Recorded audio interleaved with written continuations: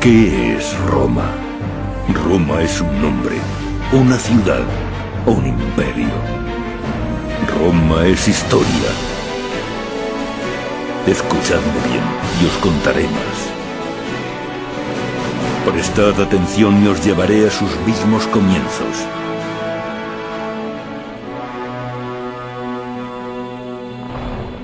El viaje de Roma ha sido largo y numerosas las dificultades que ha tenido que superar. Atendedme bien y lo conoceréis todo. Os alegraréis con sus victorias y sufriréis con sus tormentos. Escuchad y libraréis todas las grandes batallas de Roma.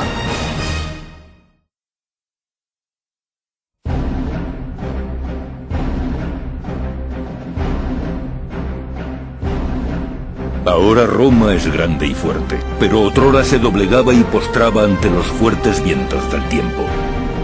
Antes de ser un poderoso imperio, antes siquiera de ser una república, Roma estaba regida por los reyes de Etruria. Así fueron sus comienzos.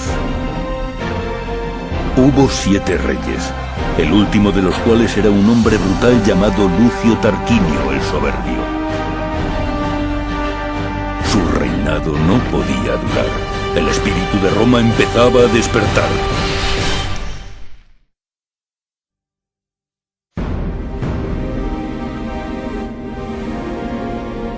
Roma no sentía ningún apego por sus reyes. Cuando el hijo de Lucio violó a la aristócrata Lucrecia, ella optó por un suicidio público. Roma no podía aguantar más. El pueblo se alzó contra sus soberanos y los reyes de Etruria fueron derrocados.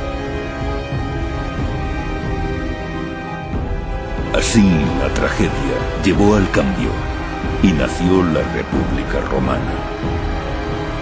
Aún frágil, la joven república habría de afrontar innumerables desafíos. Tendría que vérselas con disputas internas y con poderosos enemigos en el exterior. Afortunadamente, Roma nació para luchar.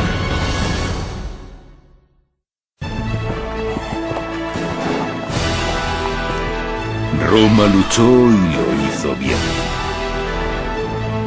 La política militar de Roma se volvió más agresiva y la república extendió sus raíces. Pero aún quedaba mucho por hacer. Y como a tantos gusta decir, Roma no se construyó en un día. Incluso 300 años después de su fundación, Roma aún no había logrado asegurar su propia región de Lacio. El futuro deparaba importantes desafíos. El futuro deparaba guerra.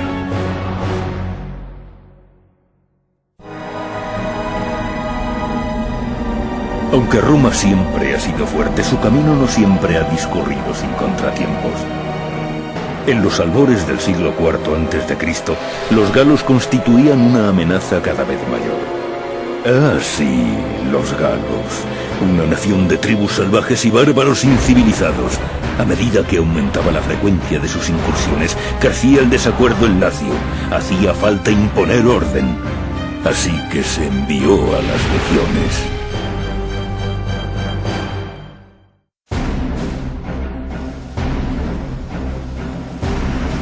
Roma había sido puesta a prueba y no había dado la talla. Obligada a llegar a un acuerdo con los galos, Roma quedó debilitada. Su dominio sobre las tierras circundantes se redujo y durante los 50 años siguientes una serie de rebeliones consumirían todos sus recursos. Pero los romanos no son de los que se rinden sin más. Aunque Roma había caído, pronto resurgiría.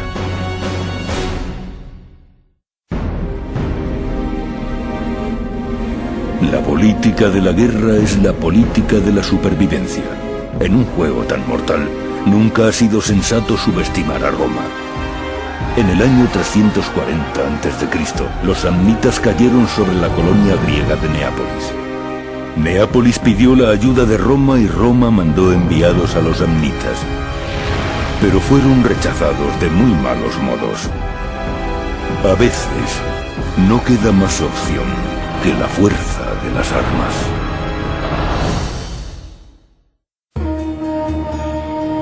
Roma lo había hecho bien, pero obtener poder y conservarlo son cuestiones muy distintas. El vasto imperio actual demuestra que Roma logró dominar ambas.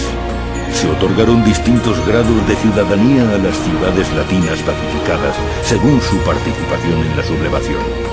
Aunque los castigos eran a veces necesarios, las recompensas fueron un medio de control efectivo.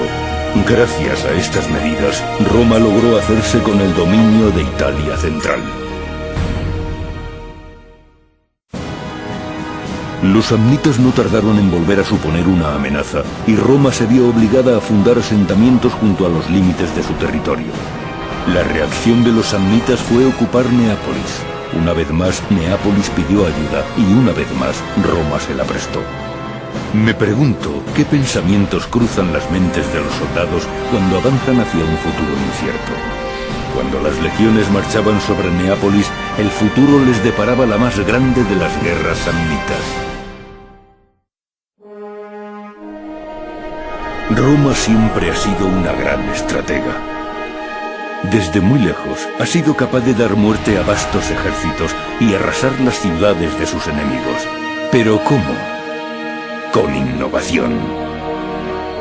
La Vía Apia fue una de ellas, una obra maestra de la ingeniería que ofrecía una calzada entre Roma y Campania por la que las legiones podían desplazarse rápidamente. Al final, son los detalles los que ganan las guerras.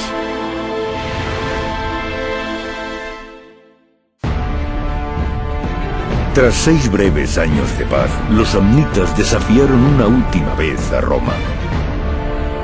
Desesperados por proteger su independencia, se aliaron con los etruscos y los galos del norte. En un abrir y cerrar de ojos, Roma se vio rodeada.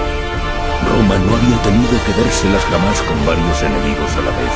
Pero como es natural, el pueblo más grande siempre habrá de superar los más grandes obstáculos.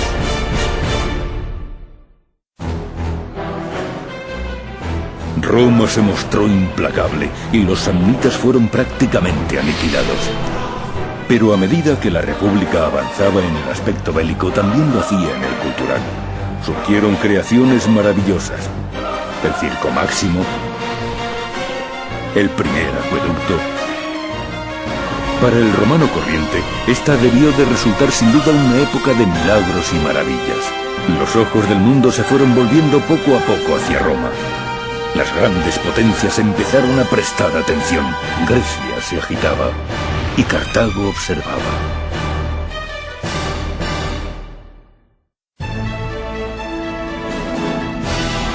Aunque los samnitas habían sido vencidos, la amenaza gala no acababa de extinguirse. No cabía duda de que las hostilidades no tardarían en reavivarse. Ah, sí, y también estaban los griegos. Con la expansión de Roma, nuevos peligros se cernían en el horizonte. Grecia se hallaba lejos, al otro lado del mar Jónico. Pero pronto, ni siquiera la inmensidad de estas aguas bastaría para sofocar las ascuas de la guerra.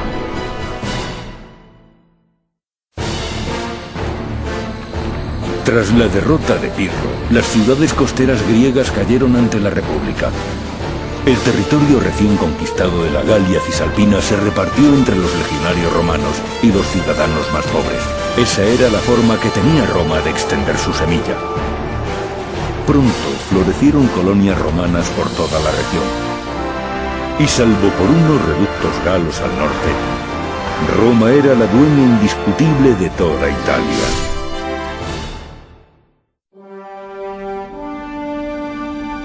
Observo nuestra historia y veo un relato de conflictos. Los fuertes sobreviven a costa del sacrificio de los débiles. Roma ha sobrevivido, sí, pero el resultado no siempre ha estado claro. Y la mayor amenaza para nuestra supervivencia fue la poderosa Cartago, un imperio comparable al de Roma. Las guerras púnicas empezaron en Sicilia. Cartago había ocupado Mesina, pero Roma no se atrevía a permitir que Cartago dominara la isla. Marchamos a la guerra para proteger nuestro futuro. La derrota era impensable. La primera guerra púnica terminó con la derrota de Roma en los llanos del Bagradas. Roma envió una flota a recuperar a los supervivientes, pero una tormenta cayó sobre la flota en su viaje de regreso. Muchas naves se hundieron ese día y murieron 100.000 remeros. Un desastre para Roma, ciertamente, pero también una victoria. Pues aunque Roma no había logrado invadir África, había asestado a Cartago un golpe demoledor. Roma había perdido 1/6 de su población, pero había triunfado una vez más.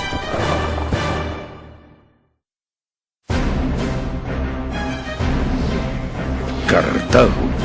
Otrora ese nombre significaba poder. Otrora ese nombre significaba Aníbal. Ah, sí, Aníbal. Un hombre cuyo gran genio solo era comparable a su odio hacia Roma. Y aunque Roma no tenía deseo alguno de luchar, Aníbal ansiaba la guerra. Era un verdadero líder entre los hombres. A sus órdenes, un ejército y sus elefantes cruzaron los Alpes. Así empezó la Segunda Guerra Púnica. El vencedor decidiría el curso de la historia.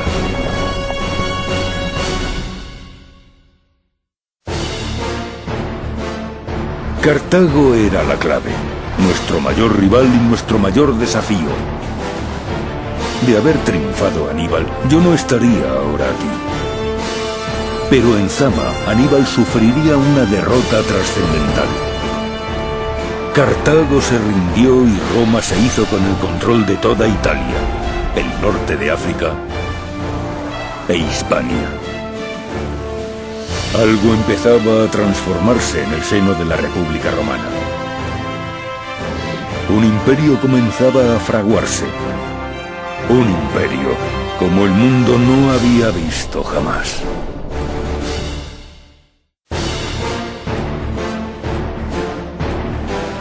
Cartago estaba en ruinas, su pueblo vencido, su poder perdido.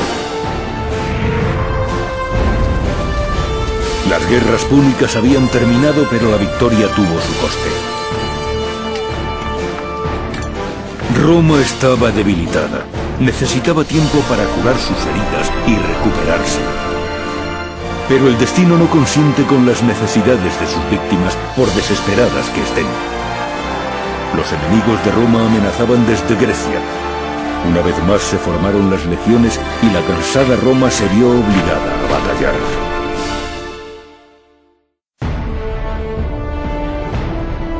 Divide et impera. Divide y vencerás. Mediante tales tácticas, Roma ha logrado dominar el mundo. Así, tras la Tercera Guerra Macedónica, se repartió el territorio de Macedonia. Se capturaron más de 100.000 esclavos y se arrasaron 70 ciudades.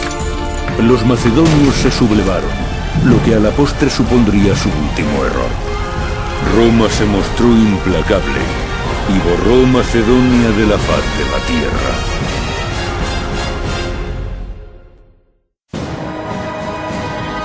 Roma. Repetiré tu nombre, Roma. Mucho tiempo después de mi desaparición, su nombre se mencionará una y otra vez.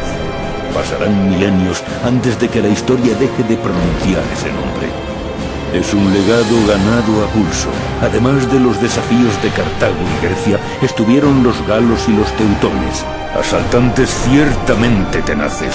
Sus prácticas no eran algo que Roma pudiera tolerar. La historia no deja lugar a los débiles.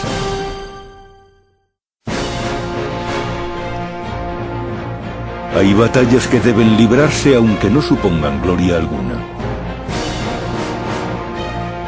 Así era cada vez que Roma vencía a los bárbaros.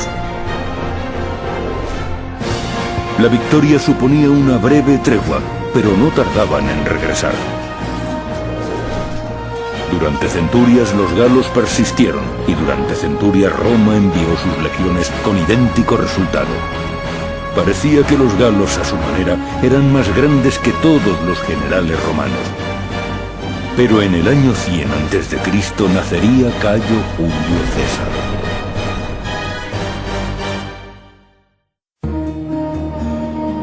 El imperio actual fue concebido por hombres de gran visión. pero sus cimientos los pondrían esclavos.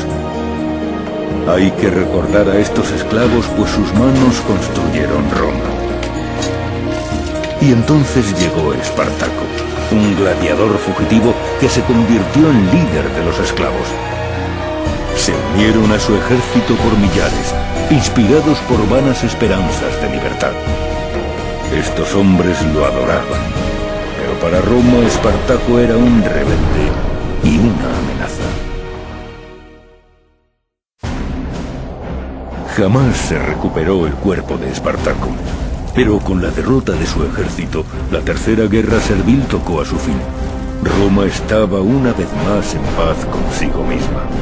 Como cabía esperar, Roma fue muy rigurosa con estos esclavos renegados. Se hicieron 6.000 prisioneros y todos ellos fueron crucificados a lo largo de la Vía Apia.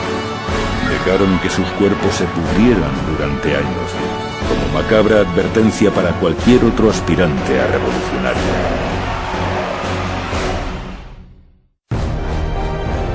Hay un romano que destaca por encima de todos los demás: Cayo Julio César, héroe del imperio.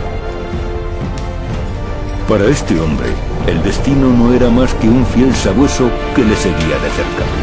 El genio de César solo era comparable a su ambición. Desde el primer momento, su meta era el poder. Buscaba forjarse una reputación mediante las conquistas militares. Nombrado gobernador de Libia, ante él se extendía la Galia sin conquistar. Era una oportunidad que César no podía desaprovechar.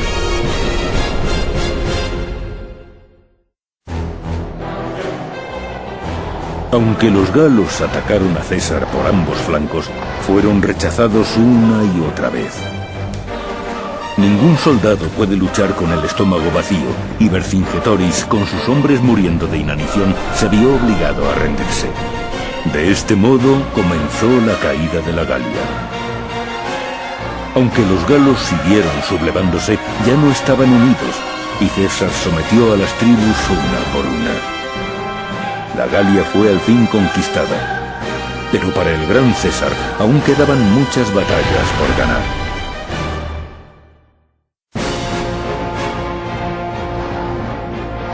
La conquista de la Galia por parte de César supuso riqueza y oro para Roma. Para el pueblo no había nadie más popular que César, pero no todos los romanos veneraban su nombre. Los ricos aristócratas odiaban a César. La entrada de oro había devaluado sus fortunas y trataron durante cierto tiempo de deshacerse de él. Finalmente, César se encontró ante la tesitura de someterse a juicio y afrontar una muerte casi segura o enfrentarse a sus enemigos en combate. Nuestro César escogió la guerra. César fue asesinado, pero con él también murió la República, pues el pueblo se alzó contra sus asesinos. Marco Antonio y Octavio compartieron el poder, pero su unión no era feliz. No tardaron mucho en estar en guerra. Marco Antonio estaba perdido desde el principio, pues Octavio había vuelto al pueblo contra él, y pronto hasta sus propios soldados empezaron a desertar. El triunfante Octavio adoptó el nombre de Augusto, que significa el exaltado, y así se convirtió en el primer emperador de Roma. Sí, Roma había alcanzado la mayoría de edad, y ahora tenemos paz. Hay tiempo para admirar lo que tanto derramamiento de sangre ha costado crear. Contemplad, aquí hay cultura, aquí está el cenit de la civilización, aquí se halla al fin nuestro premio. Pero eso no es más que la mitad de la historia. Hubo otras guerras, otras gloriosas victorias. Volved conmigo y os hablaré de ellas. Regresad y descubriréis muchas más grandes batallas de Roma.